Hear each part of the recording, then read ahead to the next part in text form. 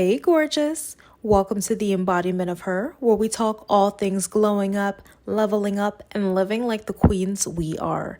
From beauty and self-care to boss moves and everything in between. This is your space to get inspired, get spicy, and embrace your feminine power. I'm so excited to have you for today's video. And today we are going to be discussing beauty trends that I think should end, or I think you should at least reconsider. So let's dive into it. The first beauty trend that I think we should all reconsider is long lashes. Now, hear me out. I get it. It's a staple, especially if you're a younger girl, you're a Gen Z. It's like, ooh, cute, long flare, mega volume lashes. But I'm going to be completely honest. Those lashes look extremely harsh and extremely difficult, and they take away from your natural beauty. It is so hard to see your eyes.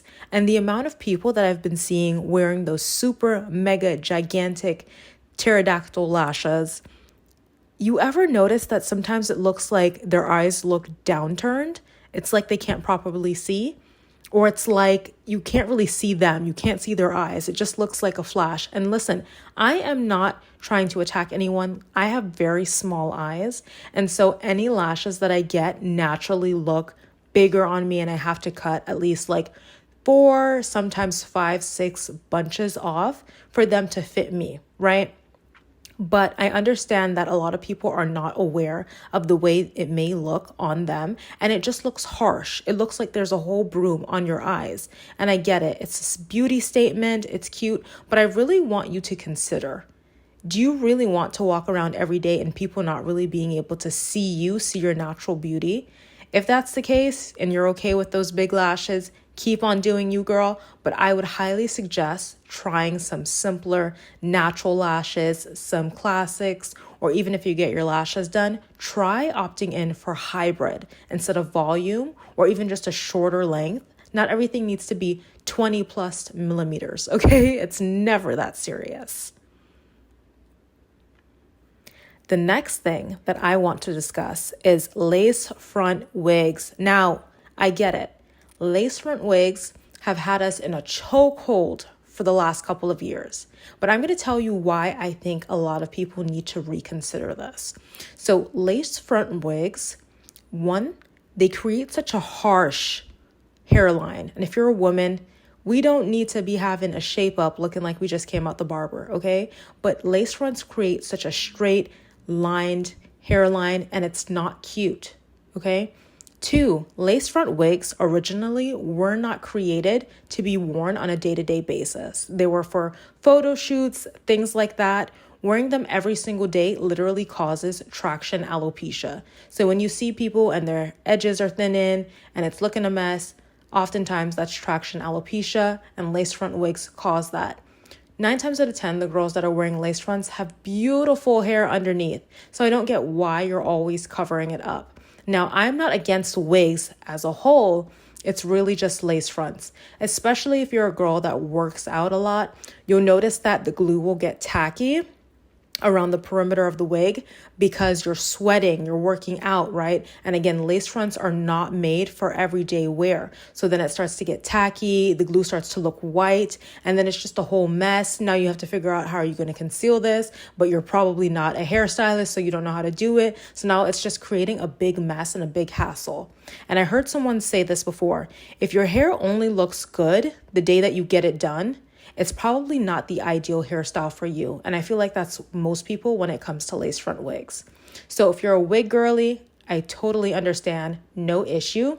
Try opting in for glueless wigs, because glueless wigs allow you to take it off every single night, oil your scalp, take care of your actual hair underneath, and it doesn't cause the breakage or edge thinning that lace fronts do.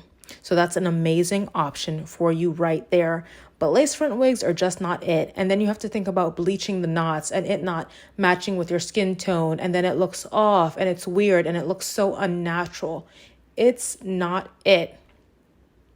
The next beauty trend that I think we should all reconsider is thick eyebrows. Now, I am not against a thick brow. I think certain face shapes, a thick brow fits seamlessly. It just looks so good. However, not everyone has the face shape that fits thick brows. I personally do not. I have an oval meets diamond face, and so perfectly arched, thinner brows work and look best on me. But I really urge you all to take for a second, right? Think, what is my face shape? Google celebrities that have my face shape, Google a face shape chart, and see, do I match this? Does this look good for me? If not, you should probably reconsider.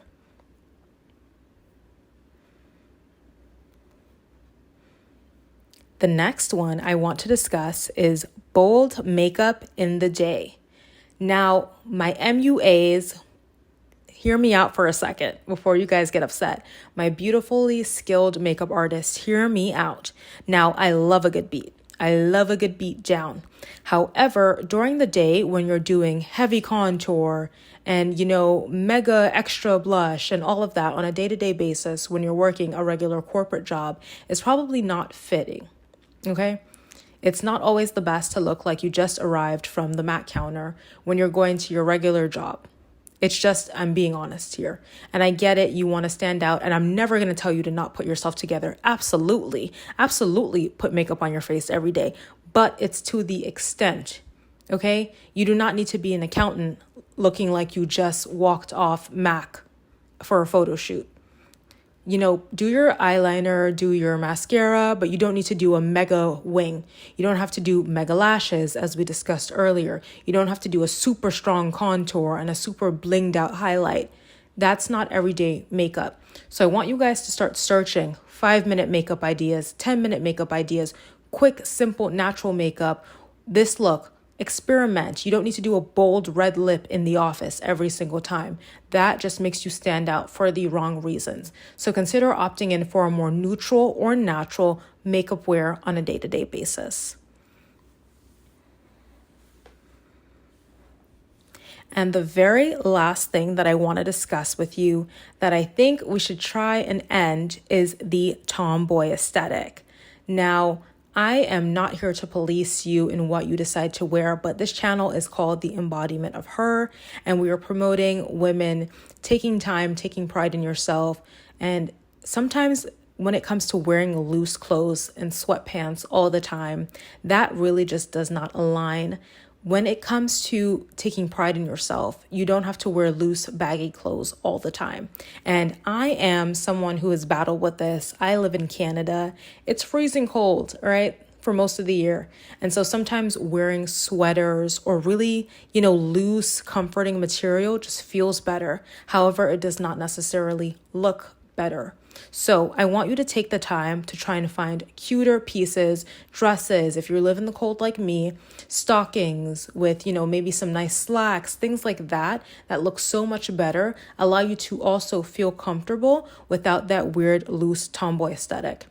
And again, it's not necessarily that the tomboy aesthetic is bad, but it's not necessarily that it looks good on everyone, right? Like, you have to remember, especially if you are someone who's taller, maybe thinner, maybe you can get away with wearing it. But if you're somebody who's shorter and a bit curvaceous, the tomboy aesthetic makes you look slouchy. I'm being honest because I'm 5'3" and I'm someone who would be considered slim thick, right? When I wear like looser clothing, it is just not flattering on me.